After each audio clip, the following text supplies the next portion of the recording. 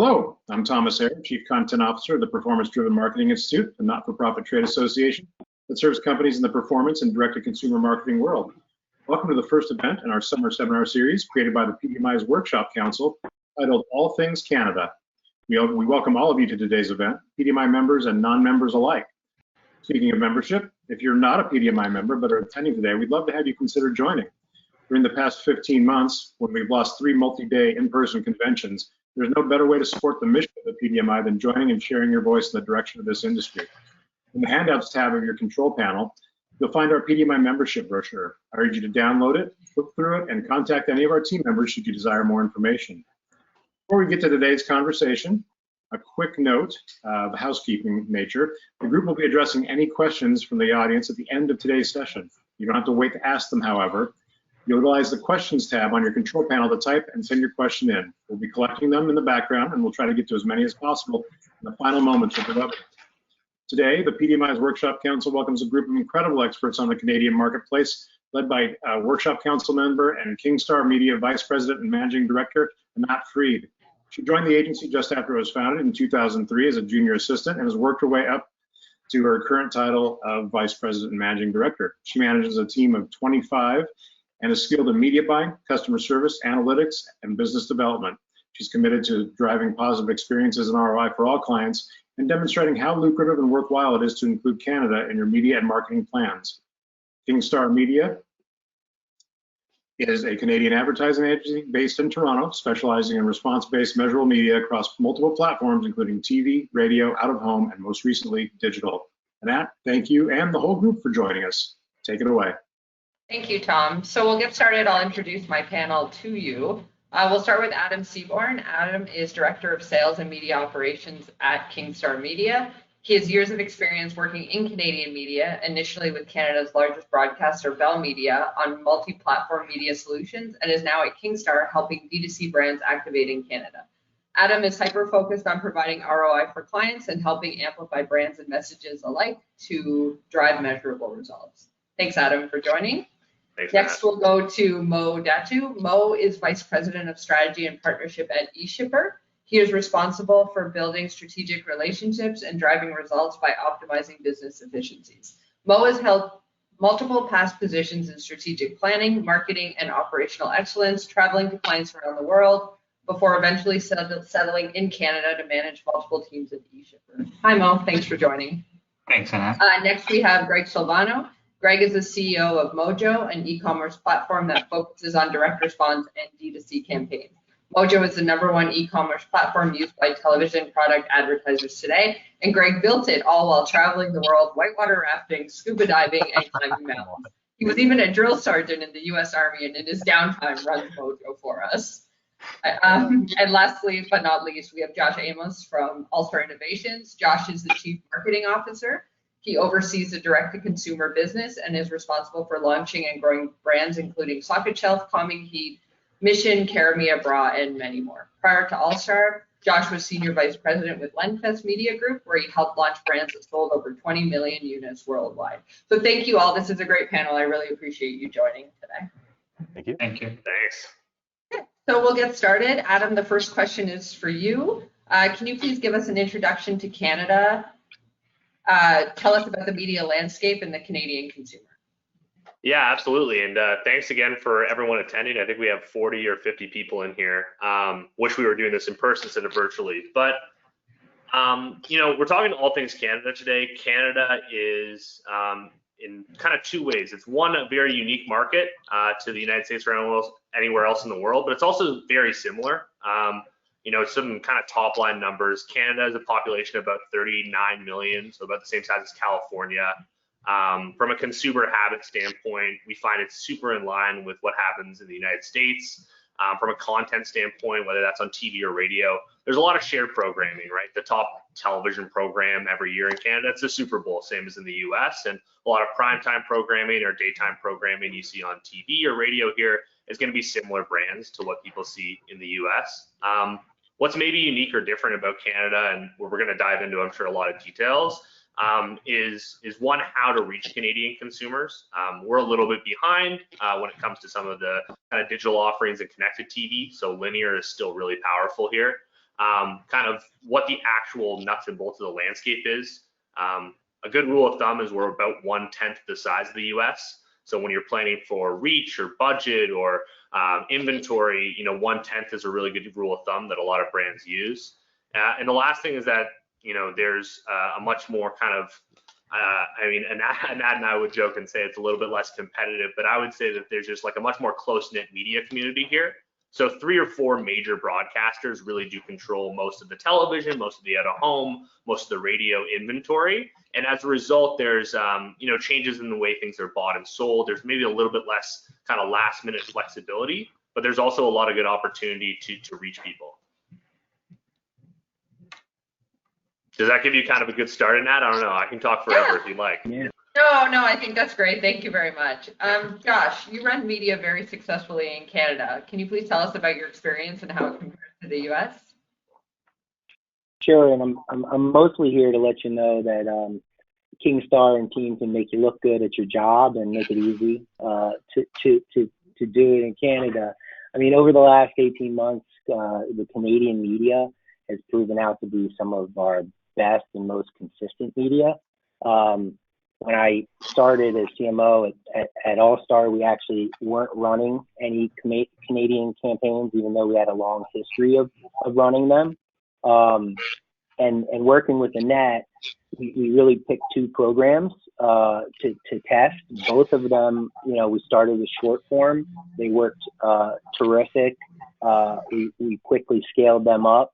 Luckily, the biggest success story for us was Kingstar Media. That brand was running, 6 figures a week in the US when we got started. We were running almost 25% of that number in Canada off the bat on short form. We layered in long form media, which worked as well. And then really Kingstar held our hand as well as Mojo to help us really launch French Canadian. In my past history, I had not done that. It was an easy process. Was able to do the French VO, make any legal adjustments, and with Mojo we can just replicate the site and get changes made in terms of language. So overall, what's even more interesting is as we ran the campaign, the U.S. definitely tailed off, unlike the Canadian media. It's been the most consistent program I've had the luxury, I'll use, to run. I mean, half the time I get on a call with Anat and say, yes, keep doing what you're doing. And we're running more media now in Canada than we are in the US on the product, and the performance is great. So it's been a fun process, and it's really part of our playbook now as we launch. It always has been, but we had a tail off there for maybe 2-3 years ago. I think we were running less at Allstar. Now I think it's definitely going to be in our playbook. We're very happy with the performance, and happy working with both Greg and Anat. Yeah, that's great. I hope we can replicate what we've done with Kingstar Media moving forward for other campaigns. And remember that when we chat at 4:30 today. Let's hope it's in just like, keep doing what you're doing. But that's great. Thank you. Really great. Greg, a question that often comes up when talking to potential US or European clients is, how does a transactional website need to be modified for a Canadian campaign? What changes do you recommend? It starts off simple. There are must-haves that you need to do, and then there are nice-to-haves. Kind of you could grow into these later. But at a minimum, you want to have a .ca domain, right? So at simplest, you want it to feel like a Canadian website.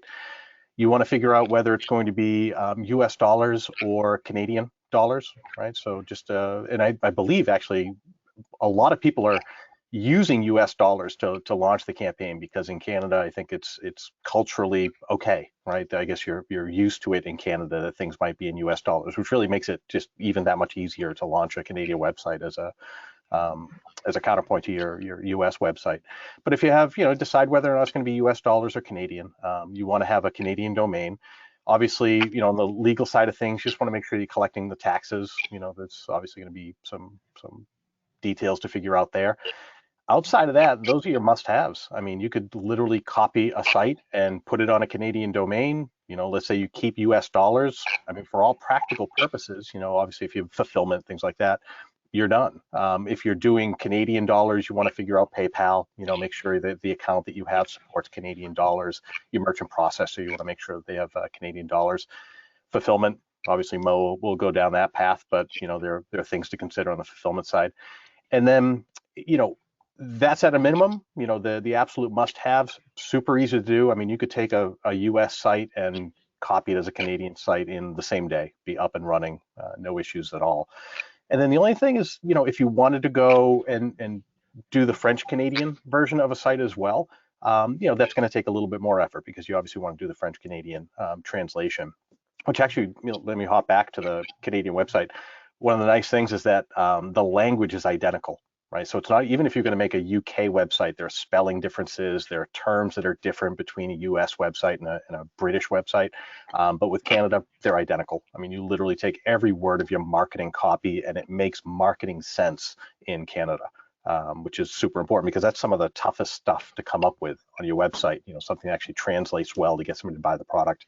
And that's easy on the Canadian side. And that's really it. I mean, the rule of thumb is it should feel like a Canadian built website. It's only going to help you if you do that. And if you just kind of do those few things, then really you're 90% there.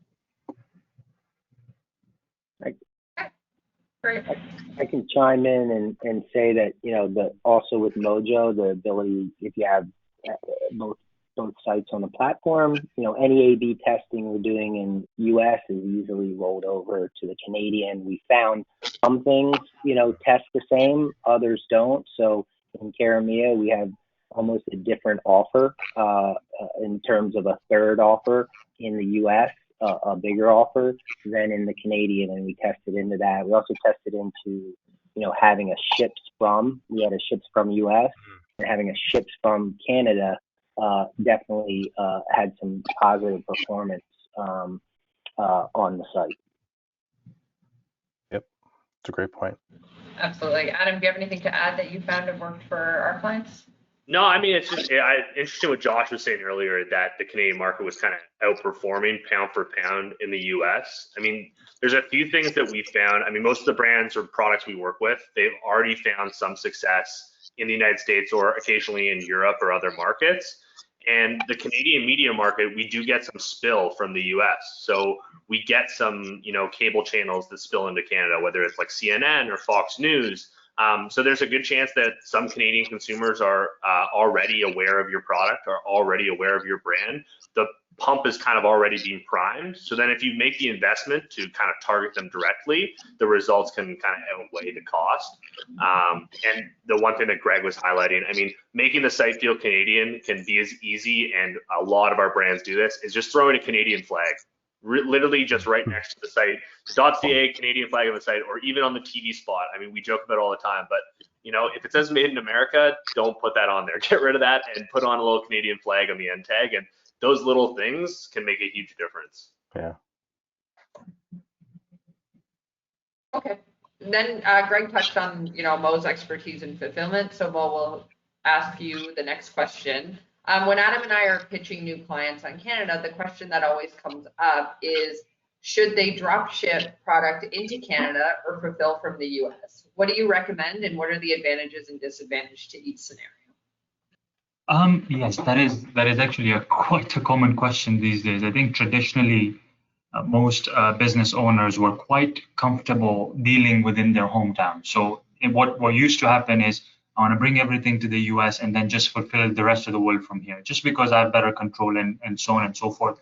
That was a traditional mindset. But I think what's happened over the past few years is that thought process has changed quite a lot. And there is significant benefits to actually fulfilling your products from Canada, as opposed to drop shipping it drop shipping into the US and then fulfilling it in Canada. And some of the quick ones that I can think of off the top of my head is obviously the big T word, right? The tariffs that have been implemented since the last government, and that is really impacting customers today that are importing in from China, for example. I see this day in and day out, and that is pushing people to thinking, how can we get away from this? So you'd be surprised how many people are actually all of a sudden looking at options.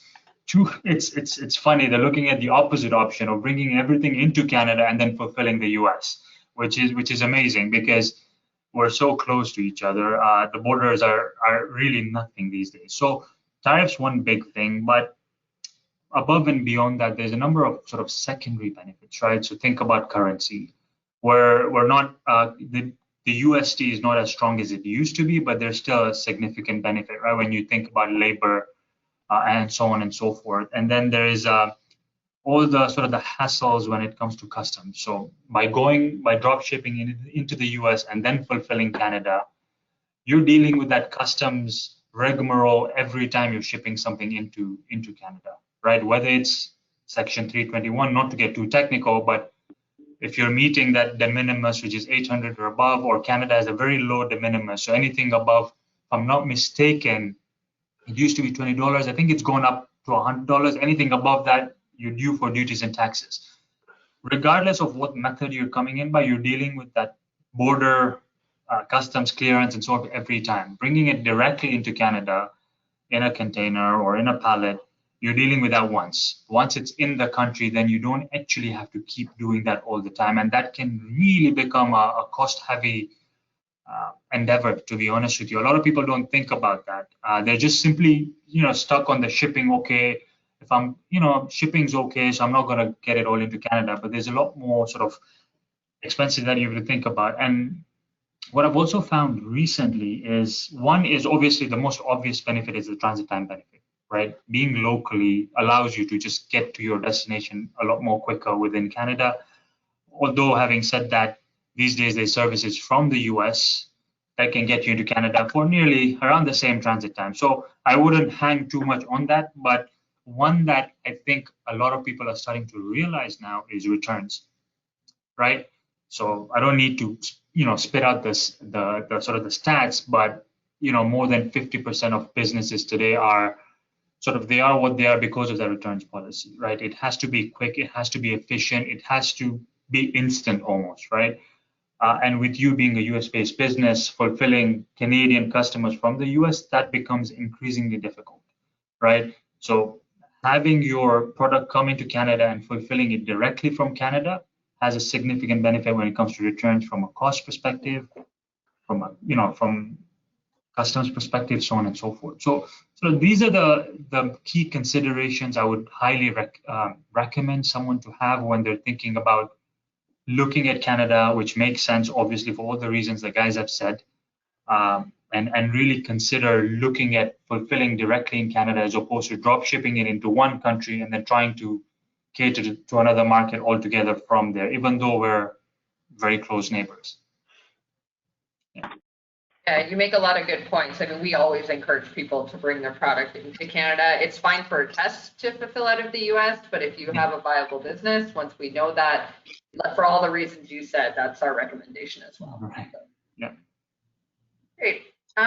Okay, so now we'll move on to, we touched a bit on the creative and ways to customize the creative to appeal to Canadians, but Adam, can you go into more detail and explain what creative adaptations are required to air in Canada, and also what is the approval process like? Yeah, absolutely. I mean, the short answer is that usually there's not a huge amount of work that needs to be done. You don't need to spend a lot of money localizing the creative. We can usually take exactly what's airing in the United States and take it with some minor tweaks and air it in Canada. So one of the things that has to happen here, standards and practices is all centralized in Canada by the government, by a program called Think TV, which actually makes things quite easy. You submit a spot once, it's free of charge. And once they approve that spot for air, it's approved for every television network across the country, and it's approved for a year. So once it's done, which is really nice, as opposed to having to deal with, when you bring on new stations, you have to deal with new S&P. The other thing is that really kind of minor tweaks can make a big difference in performance. I know we talked a little bit about adding a .ca. If you're supporting retail, local retail outlets are obviously huge. But beyond that, I mean, culturally, as Greg and Josh alluded to, you don't need to change any of your marketing copy. any of the marketing copy you have is going to translate really well into this market. Nothing's going to kind of feel foreign or feel like it's not going to transact. The one exception to that is obviously Quebec.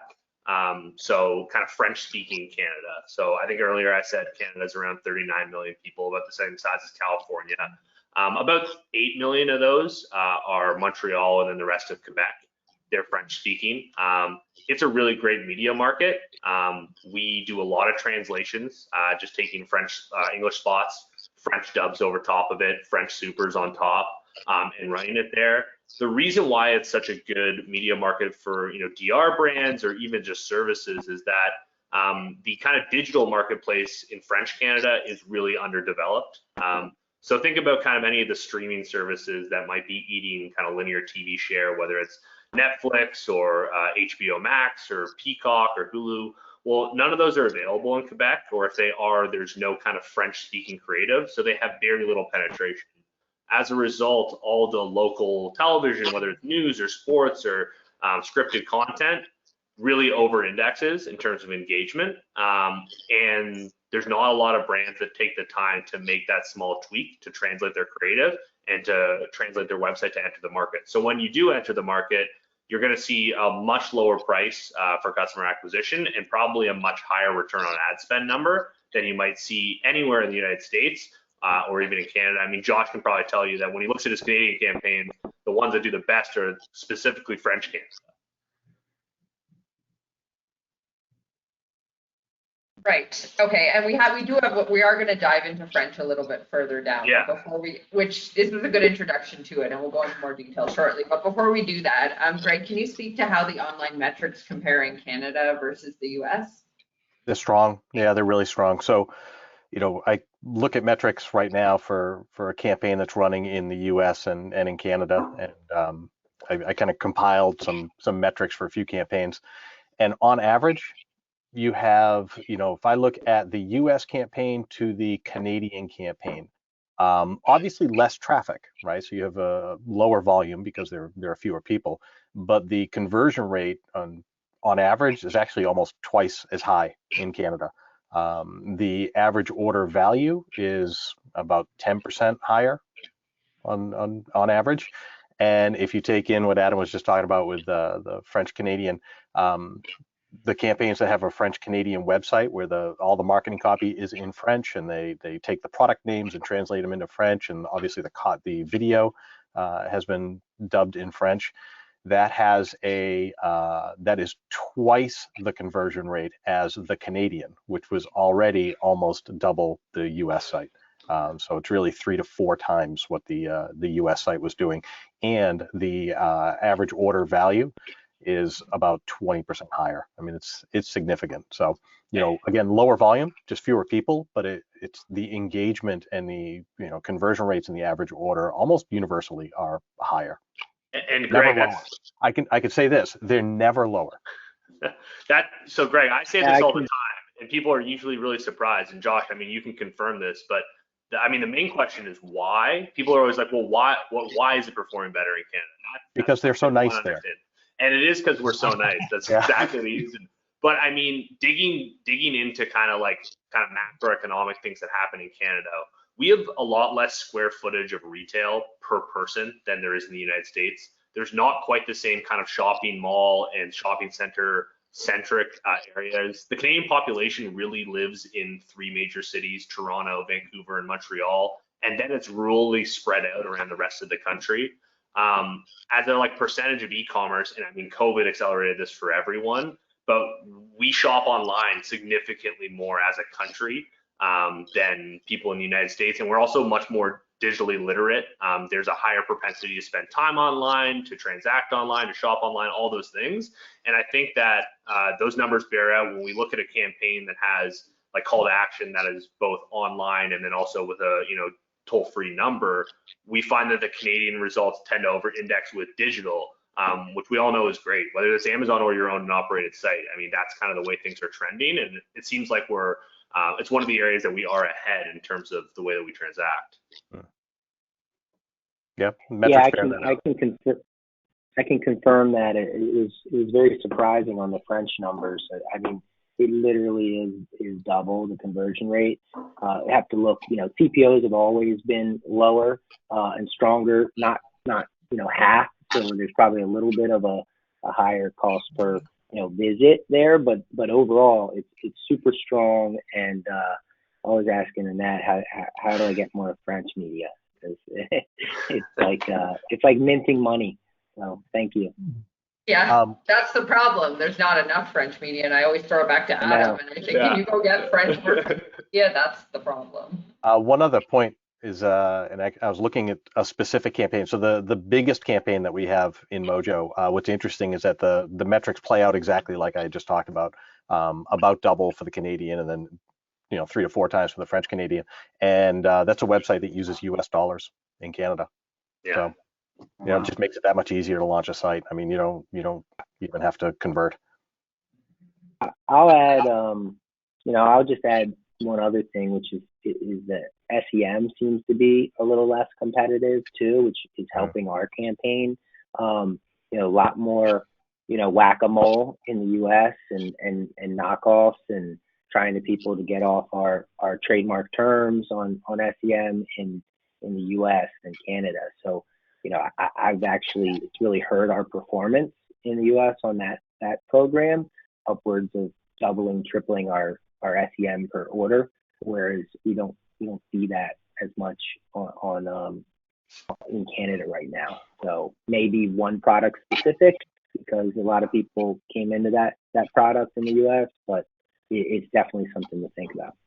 Yeah, Josh, that's a good point, actually. I mean, there is kind of a first mover advantage when you come into Canada, because if you're finding a lot of, whether it's copycats or, brands bidding up your terms, there's a very good chance that they're not focused on Canada. I mean, we just saw it recently, and now with a direct-to-consumer, clothing brand that we had, big name brand, they've been around for a long time running DRTV and kind of a direct approach in the US. They'd never focused on Canada, but when we pull a competitive report, well, none of their competitors are focused on Canada either. So it's kind of like, this is a 51st state where none of our competition are. Let's go, get there first and let's own the whole thing. So there's a lot of kind of perception that it's either an afterthought or it's too difficult to get into, which is great for the brands that do. If you can take the time to enter the market, there's a really good chance you're going to be able to dominate.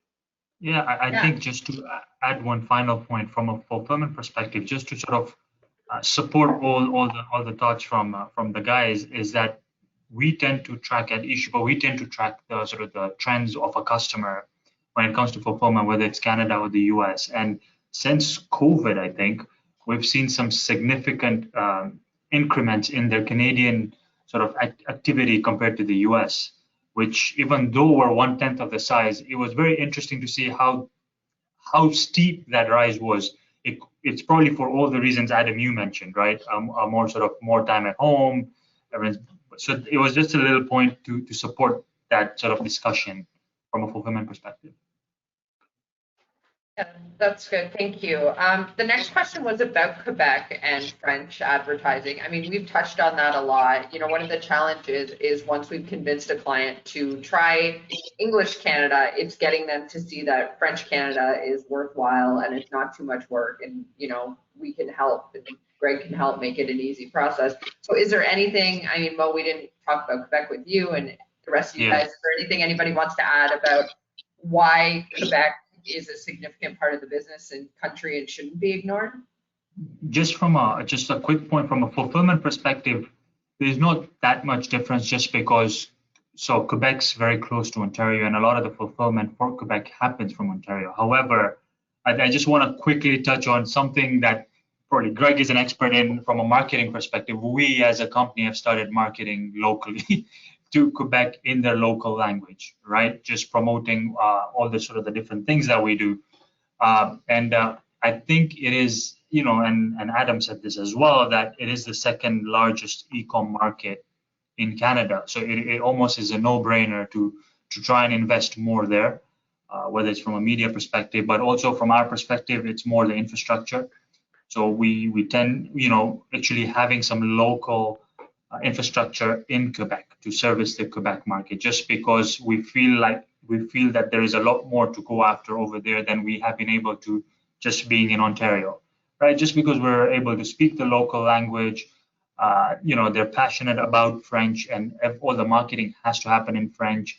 It's a different sort of culture. It's a big sort of immigrant market as well. So there's a good mix of diverse cultures over there that we think is one to sort of market to as well. So from a logistics perspective, it's not so much.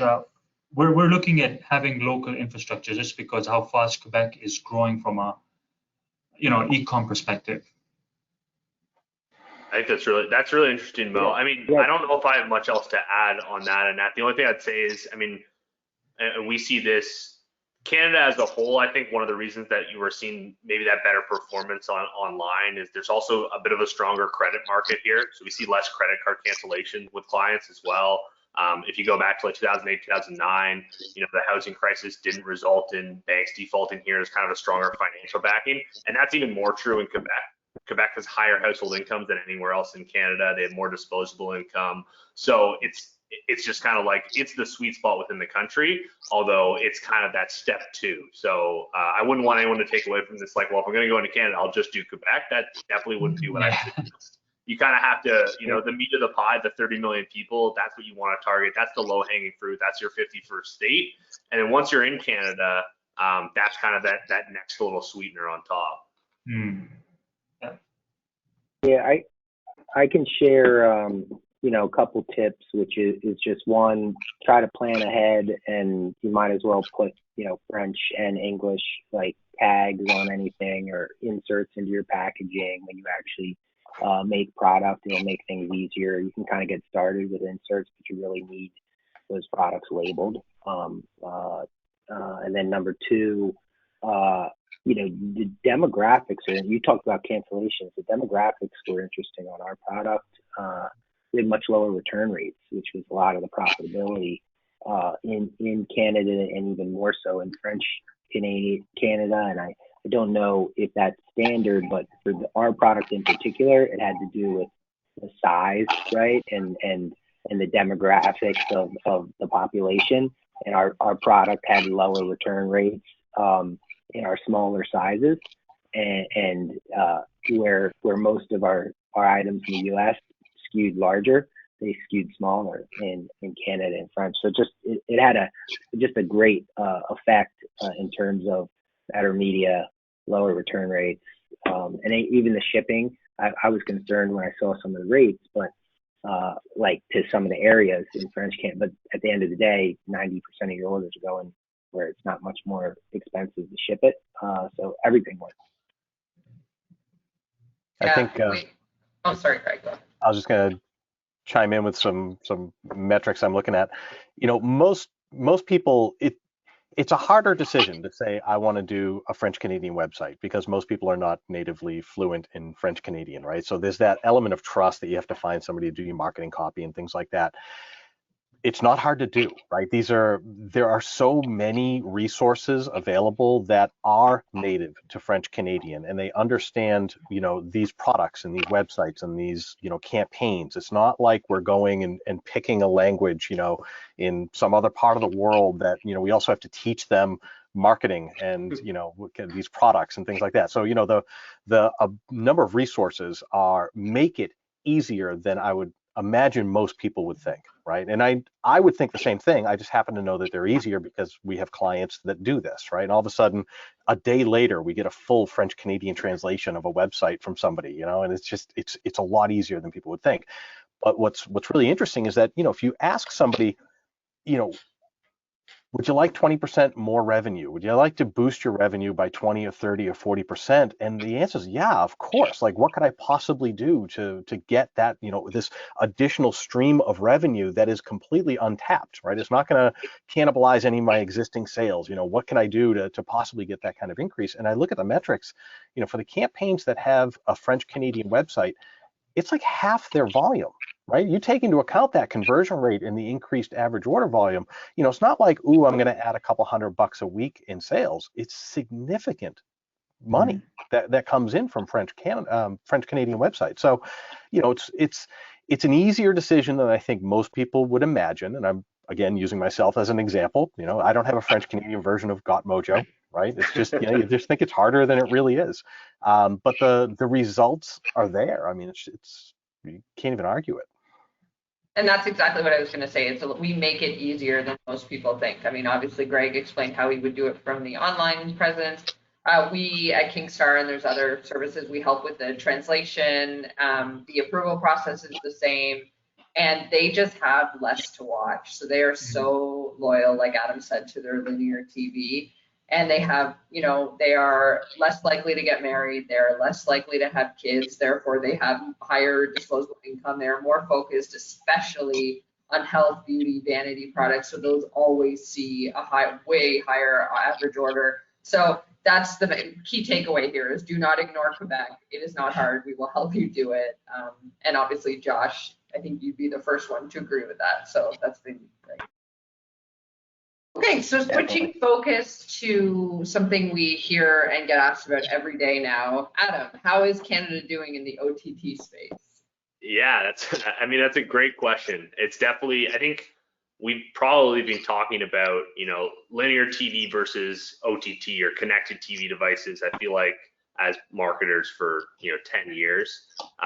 I normally joke that Canada's kind of 5 years behind what's going on in the US, but we never seem to be catching up to those 5 years.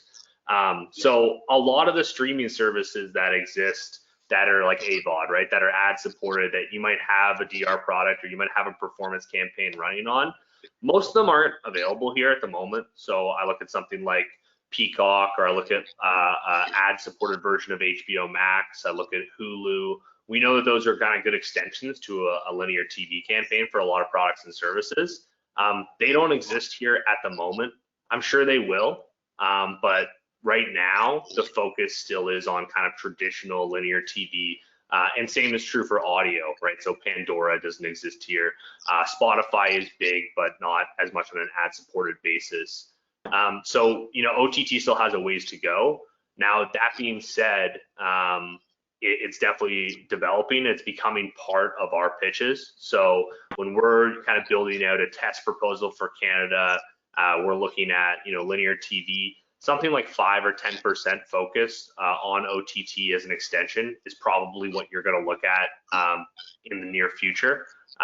You're going to get same demographics you get in the US, a more affluent, a younger, and probably a more digitally native type consumer on that. So it doesn't work for every product, right? There's lots of products where it's not the right fit or services, but for the ones that are, there are options developing in the Canadian market. So it's definitely kind of a wait and see at the moment in terms of where that market's going to go. But cord cutting has not accelerated. Actually, the pandemic kind of slowed down cord cutting. I think we saw the same thing in the US, and the linear TV reach is still really, really large. Absolutely. So this question is for everyone. Feel free to jump in any order, but what is the Amazon effect on each of your businesses? I'll start because it's probably had the biggest impact in our space, fulfillment logistics space, right? But I always like to think of it as in both ways, right? On the positive side, it's really pushed us to innovate.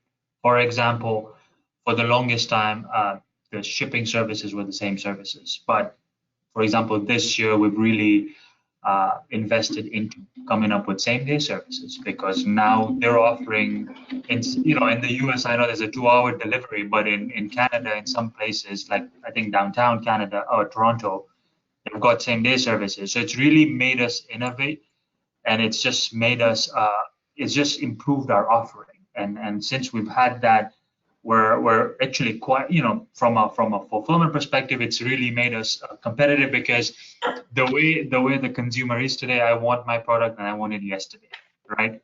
It doesn't matter who you are and who's actually brought that in. So from on the positive front, yes, it's pushed us to really innovate. On, I guess, not so positive for them, just how fast they've grown.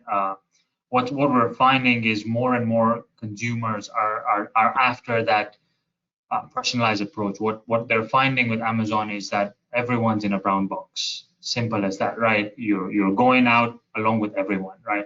So what we're finding a very interesting shift. As a new entrepreneur, I want to be on Amazon because I want to take advantage of the traffic. As soon as I have my traffic, I want to move away and go into another 3PL out there that can really give me that, TLC, can do all the bows and the Apple experience, as they call it, right? The box has to open a certain way and this and that, right? So it's an interesting shift that we're finding more and more of in the market. I'm not complaining. It's working well for us. But those are the sort of the two very interesting changes I've seen since sort of COVID and even before then. On the website, not a whole lot. They have an impact on certain parts of it, but it's not, where we do kind of different things, right? So Amazon is the Walmart of online. You go to Amazon, you want to be on Amazon because people are walking the aisles of Amazon, right? People are on there looking for products. But if somebody buys the product on Amazon, they are Amazon's customer. They're not your customer, right? Just like if somebody picked up your product in Walmart, that's Walmart's customer. That's not your customer. So, the Mojo side of things, or Shopify, any of the, direct to consumer e-commerce platforms that are out there, you're using it for a different purpose, right? You want that relationship with the customer, and you want their name and email address, and you want to sell them future products, and you want to have that relationship with them. So, Amazon, in terms of what we do at Mojo, and for, again, any direct to consumer e-commerce platform, it's not as big of an effect as I think a lot of people would assume. 5, 6, 7 years ago, people were like, oh, Amazon's going to put you out of business. It's just not that similar. Actually, what I would be interested to hear, not to throw Josh in front of the bus here, you had mentioned before knockoffs are less in Canada. Is that an Amazon thing? Do you find less problem or fewer problems with Amazon? Yeah, no, you want to keep them on your site, because once you get to Amazon, there's much more competition.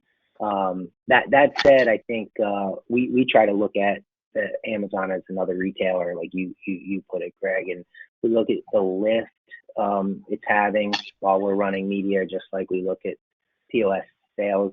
We're looking at that, and then in the beginning of programs where we might attribute a little bit more of that Amazon if it's a fresh product to help us. So we look at it with and without Amazon in terms of overall media return. And then as after like a performance program is launched and established, then that sales on Amazon are really within Amazon, right? That they're organic, a lot more organic than they are when we are running a lot of media.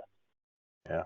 We worked with Amazon last year to update our Amazon Pay integration. So that's an option, right? Most e-commerce platforms are going to support that Amazon Pay, and it does support Canadian dollars, right? So it's just like a PayPal Express button. There's one for Amazon Pay. So there's that side of Amazon. Certainly would have some sort of effect. Yeah, I was just going to say that in terms of Amazon Prime, I think last number I saw was that it's in 82% of households in the US have an Amazon Prime account. It's not nearly that high in Canada, and I don't know if it'll ever get that high. It might, but I think there's definitely more of a push to supporting direct retail. Shopify is a Canadian company, and I think that what they do is to support brands, and Mojo is same. I think people understand that when you shop on Amazon, you're not helping that brand or that product. You're hurting their margin. So if you can keep people, as Josh said, going to your own and operated site, they stay as your customer, I think that that's what you want to do. And I think there's probably an opportunity to do that as much as you can. I think we go ahead, Greg. No, you go, Josh. I was going to say, I think organically our industry is lucky in the sense that we always have a TV offer, and that helps really keep them there, or not have as much of an Amazon effect as others might have. And we even try to, like, if we launch a program, see if we can get away with $5 or $10 more on Amazon. And really the difference is, do they want to buy it and get their Prime? They'll still buy it there. And it almost makes the margin similar of a single unit coming off. But, as we all know, most of them are our bundle packs or our BOGOs or something like that is where majority of the orders are coming. The only thing I was going to ask is, and this is more for Anat and Adam, or even Mo, are the expectations of Canadian customers 2-day shipping? I mean, that's in the US, that's absolutely the expectation, that you can get anything you want very, very quickly, whether it's 2 days or not. But it's faster than it used to be. Is that the expectation? I think Anat's going to Right now, it's so slow. Like, you can hardly get anything, and that's probably COVID related, but you can hardly get anything quicker than like 3, 4, 5 a week. Like, the odd thing will come next day or 2 day. So that right now is driving a lot of people to actually buy on the product sites as opposed to Amazon. Because sure, if you can get it the next day and you trust it, you have an account. But when people see the slow ship times and they go compare with the product direct sites, it's actually faster in many cases. And again, that's right now, and that will probably pass. But the one thing I wanted to add is Amazon, even if it's slow or fast, it's a significant portion of sales still, regardless, because some people are just more comfortable with their Prime buying on Amazon. So we encourage clients to give us their Amazon numbers on a weekly basis, where we will include them on the report. I mean, some do, some don't, but obviously they all contribute to the profitability in Canada and the bottom line. So we ask for that, and like I said, half the time we get it. And Adam, I don't know if you want to add anything, but it just gives the full picture of the week when you're looking at phone and client website and Amazon as well. Well, actually, there's one thing maybe you're going to ask this after, but just touching on reporting, it's actually one of the things that is a strength of the Canadian market is that when you're coming into Canada, there's a really good chance that you're kind of going from 0 to 1 in terms of sales, in terms of brand recognition. There's probably no noise in the market. So it's really easy to attribute, hey, like we went from literally not selling any product in Canada or having any site visits to having X amount of dollars after we ran, 1 week or 4 weeks on TV. It's really easy to see that incremental lift where we know that once, months and months or years go by of a product being exposed in the US market, it can get muddled. It's, well, it's been on retail shelves for a long time, and was the DRTV really supporting those sales that week, or was something else going on? So kind of because it's a secluded market like that, we find that measuring success, especially at the outset, it can be a lot easier. Okay, so Mo, I have a question for you, and then one last question for everybody. Can you tell us how you find shipping in Canada versus the US? Are there any differences to note? There's not that many significant differences, but the ones that really stand out is the US shipping industry is dominated by, I want to say, 3 big players, right? The UPS, the FedEx, and to an extent DHL. These guys are almost have monopolized that shipping market. And I know that from personal experience with eShipper, being in the US at one point. The difference in Canada is there is no such thing. So I want to say it's almost divided into 8 or 9 national carriers that all have their different strengths. You can start from your Canada Post all the way down to UPS, FedEx, DHL, the likes of Canpar, and so on and so forth. And all of them really play a role, right, within the landscape. And the benefit of that is, me as a consumer, as a business owner, I'm not stuck with just using a DHL, FedEx, or a UPS or a USPS in the US, right? So it's just what the big difference is. I think the way the market is saturated with the number of carriers, we are spoiled for choice when it comes to shipping carriers, I think, in Canada to an extent. Another huge one is obviously the density, and I think Adam alluded to this before, is US is quite densely populated across the country, right? So shipping at times is fairly, I want to say, straightforward, right? There's a post office everywhere and you're okay.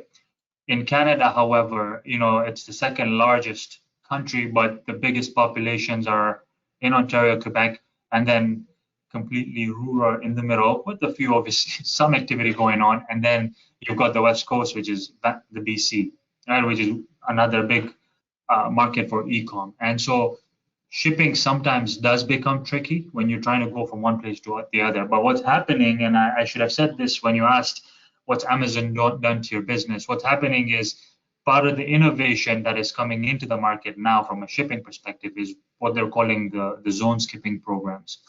Some of you may have heard of this or not, but what's happening is something that eShipper does a little bit of today is we actually carry products into different provinces and then hand it to them locally, as opposed to having, so for example, as opposed to having UPS pick it up from me in Toronto where I'm staying and deliver it to Vancouver. We would drive it down, or we would fly it down to Vancouver and hand it to UPS in Vancouver, right? There's a significant, obviously, time difference there and a cost difference. So there are those type of innovations coming into the shipping industry within Canada. So those are sort of the two main sort of differences I see between the two markets. And I think someone said this earlier, we're almost following that same US trend. And so I wouldn't be surprised if things change along the way, but that's what I'm seeing. Great, that's very informative. Okay, so the last question is probably something nobody wants to talk about. It's a hotter topic in Canada than it is in the US, but what do you all see as the silver linings of COVID-19 and for our post-COVID world? All right, I'll do it. Yeah. Go for it. I mean, from the web guy, right? Ooh, hold on. I think my screen just killed out. We've got you still, I think. Okay, there we go. From the web guy for e-commerce, it accelerated the inevitable, right? By years, no question, right? The concept of buying things that maybe you absolutely would not have purchased online, this year, but now you would, because you're used to doing it, because that was really your only option in 2020 was to buy this stuff online.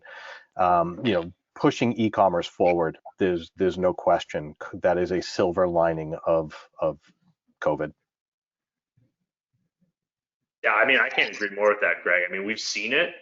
It's obviously, I mean, we've been one of the more locked down countries as a result of COVID, for better or for worse. It's been really good for some brands, for those that are kind of digitally native. Maybe they were already selling direct to consumer, already leveraging TV to speak directly to their customer. They weren't relying on Walmart or Bed Bath & Beyond or Canadian Tire for retail. So there's been a huge growth there. You've seen Canadians of kind of all demographics and all ages have to order things online. Some of them for the first time they've ever bought them, and that they would never consider buying online. Right. And we hear that anecdotally, but also the evidence has kind of rolled that out. And I think now we're kind of on the tail end of this, and we're coming out of it, and retail's reopened. But that idea of purchasing online is going to stick, maybe not with everyone, but with a certain percentage. And it's going to be good for people. I think people on this panel and people here, like, we're in the direct to consumer business. We want to sell directly to our customers. So that's, I think it's good. It'll stick. I mean, it's too convenient, right? It's here's the story I read in a book recently. It was, everybody wants that corner bookstore, right? With the leather couches, and it's cozy and all the books, and you have your little latte, yet everybody buys books on Amazon, right? Why? Because it's just so convenient, right? It's just so you're sitting there, it's a moment of opportunity, and you go and buy it. People, it's like water, man. People go the path of least resistance, and buying something, and certainly, there's one interesting thing that came out of COVID with Amazon. Kind of loop back to the Amazon question. There was a period where if you were, and we had Mojo clients that were affected by this, and it never occurred to me that this would be a problem. They were fulfilling through Amazon, and Amazon stopped shipping their products because it wasn't one of the critical products that they were only shipping back in March and April and May, right? So anything that was related to, hand sanitizer and paper towels and toilet paper, these toiletries, those were getting a priority at Amazon. And if you had, just some household product, those prime delivery timeframes were pushed out by weeks and weeks and weeks, and they could not ship their product. So, that whole kind of concept of even getting people to think, I need to be in control of my own destiny here, right? And I'm relying on things that are too much out of my control. So I think even just in the expectations or letting people see, kind of what happens, in a worst case scenario is pretty interesting. And then a lot of that did happen last year. It's funny you mentioned that, Greg, because just 2-3 months ago when that happened with Amazon and they blocked all their doors, you have no idea the amount of product we were sitting on in our warehouses. All the sort of, because we work very closely with entrepreneurs that sell on Amazon, because we do their fulfillment. And all of a sudden, one good day, they just said, Amazon's not going to accept my product, and I have 10 containers coming from China. What do I do? Can you give me some space? Because I need to keep it somewhere. So that's a real problem. I think just to agree to everyone's points, and one other point that I think was a silver lining to COVID for businesses was that it pushed them to get access to a target market that they never would, right? Like to a younger target market that's always online, right? So for example, we've found a lot of these mom and pop shop that always used to have these nice boutique stores in some nice suburb of Ontario that have all of a sudden realized that that's not it anymore. I need to go online. And all of a sudden, it's good for them because they're getting online, but it's also giving them access to that market that's never on the road, that's never going to step into your shop. So that's been a really good silver lining, I think, for business, even though there's a lot that's been impacted and stuff, but I think there's a silver lining there as well. Absolutely. Josh, did you want to add anything before we wrap up? No, I'd say hurry up and get your products on air in Canada and get it tested. I think the media is great, and there is you felt a little guilty, right? With people hurting. It was a perfect storm. I don't even know what happened in the last 18 months. All we did was put our head down and run as much media as we possibly could, and had just amazing years. So I think that effect is still happening in Canada, and there'll probably be a little bit of a hiccup when you get out of it, because we're seeing it now, right? Where the general merchandisers are getting back on air, and people are getting outside. So right now it's pretty tight in the U.S. We're running more media in Canada than we are in the U.S. right now. So. My hope is by the time we get out of it, it's, we're going to be back into fall and holiday and cold weather and ride it out for the rest of this year. So, okay, well, that's great. Tom, I think this is where you come back. Thank you guys so much for coming on. I'm not sure if there's any questions. Yeah, there are. I'm just going to be on voice for the questions. There's a couple questions that we'll run through here, hopefully quickly, before we sign off. First one, any examples or comments on successful lead generation offers in Canada as opposed to transactional offers? Are there lead gen success stories as opposed to transactional? I don't have any. I mean, I would say yes, absolutely. Absolutely, we've seen that. So outside, I think we talked a lot about today about the product space, but in terms of either lead gen, we've seen it in the insurance space here. We've seen it in terms of legal and travel as well. There's definitely lead gen options that happen here. Most of the kind of the biggest players that exist in the U.S. There's likely either a Canadian clone that's domestic and operates here, or there's an opportunity for you to come into the Canadian market and try it. But we've absolutely seen success with lead gen. Great. Are there any key government regulatory issues that grossly differ from the U.S. that a direct consumer marketer needs to take into consideration? I mean, I can answer that too. Josh might know better though. I mean, there's a couple things depending on the category. If you're looking at something cosmetic or any kind of natural health product or food product, you're going to need approval by Health Canada, right? So as opposed to the FDA.